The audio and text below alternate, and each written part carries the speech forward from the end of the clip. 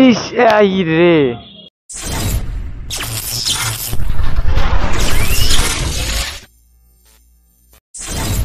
হেই আসসালামু আলাইকুম ভিউয়ার্স, আশা করি সকলে ভালো আছেন। আলহামদুলিল্লাহ, আল্লাহর রহমতে আমি অনেক ভালো আছি।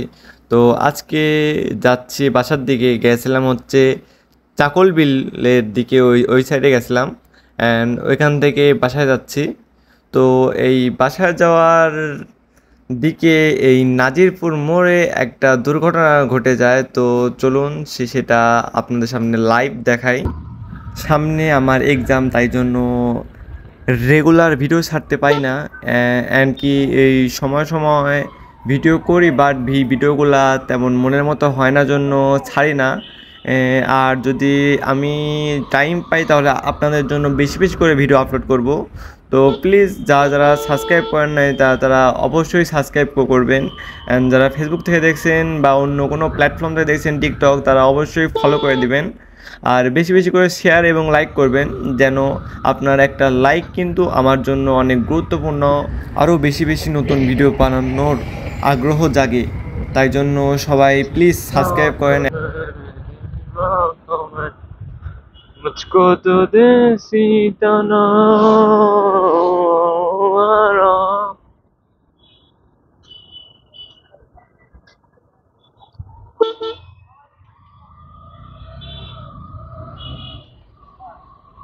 আর এই মোড়ে উঠতে গেলে ডান বামে একটু তাকাইতে হয়।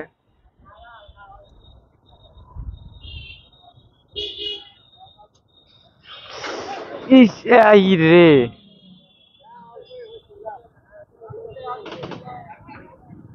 Live accident.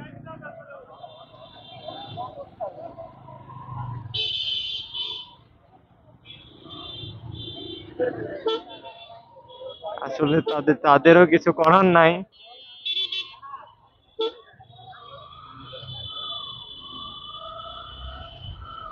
ভাই আমি এই জন্য বলি, একটা জীবনের অনেক দাম আছে ভাই। এই এমন করে বাইক চালায়, নিজের জান দেয়া কোনো কিছু না। আজকে যদি একটা বড় সড়ো ক্ষতি হয়ে যায়, তো তাহলে এই ভাগটা আপনার কেউ নিয়ে নেবে না। এই জন্য জোরে বাইক চালায়, এই মেয়েদের দেখায় কোনো লাভ নাই। এর মধ্যে কোনো কিছুই নাই।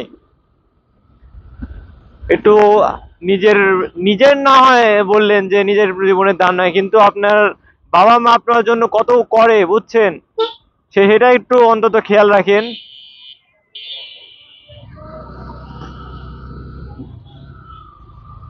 আজকে লাইভ অ্যাকশন, হায় হায়, আমার তো দেখাই তো এলা ভয় লাগে গেছে। আমি অবশ্য একবারও পড়ি নাই। এইখানে দোষটা কার ছিল আমি সেটা বলি। দোষ বলতে এই দোষটা দুইজনেরই ছিল। সেও আস্তে ধীরেই কিন্তু পার হইতে পারতো, সে কিন্তু ডান সাইডে ইন্ডিকেটার দেওয়া ছিল, যেটা পিছনের বাইক ছিল। আর যে সামনে থেকে আসতেছিল তারও বুঝতে হবে যে ওইটা একটা মোড়ে একটু আস্তে ধীরে আসতে হয়। সেও অনেক স্পিডে ছিল অ্যান্ড সেও ধাম করে ঢোকাই দিতে লাগছিল। অ্যান্ড ও যে পালসার বাইকওয়ালা, সে আচমকার উপর ব্রেক করছে অ্যান্ড ওই ব্রেকের নিচে আমি যেটা দেখলাম, একটা স্পিডের ক্যানের বোতল ওইটা ওর টায়ারের তলে পড়ছিল, সেই বিধায় ও পিছলা খাইছে।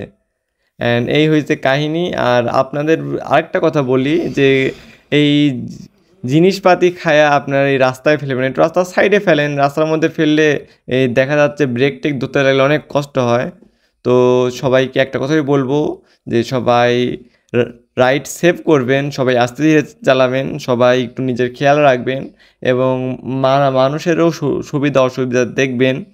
তো সবাই সুস্থ থাকবেন, ভালো থাকবেন। আল্লাহ হাফেজ।